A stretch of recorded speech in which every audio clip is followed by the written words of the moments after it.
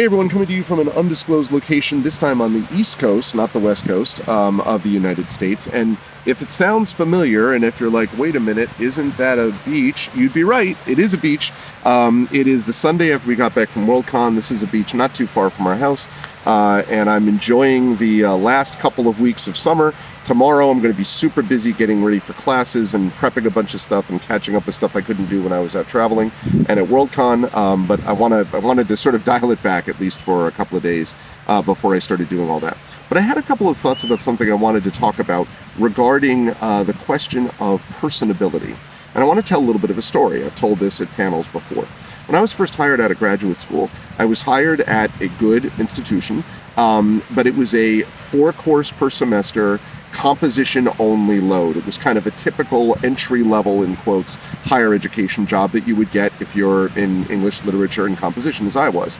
Along with me were a few other people my year, my age, hired in similar circumstances. But there was one person hired our year who we couldn't figure out what he was doing there. He was, first of all, about 11, 12 years older than us. And secondly, he had all these credentials that none of the rest of us had.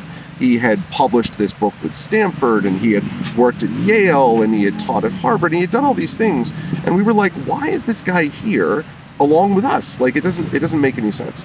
So there was a faculty meeting in which our chairperson introduced all of the new faculty to the assembled faculty of the college. And she would go through and she would say, here's Greg, and here's the college, the school that he went to, and here's his research interests, and here are all these things, and everyone applauded politely, and that was how that worked.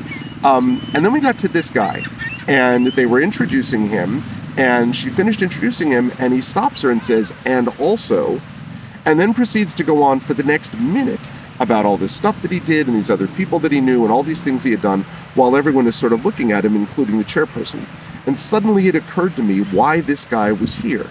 He was at the same position that we were, in relatively speaking, an entry-level position, because he was a jerk.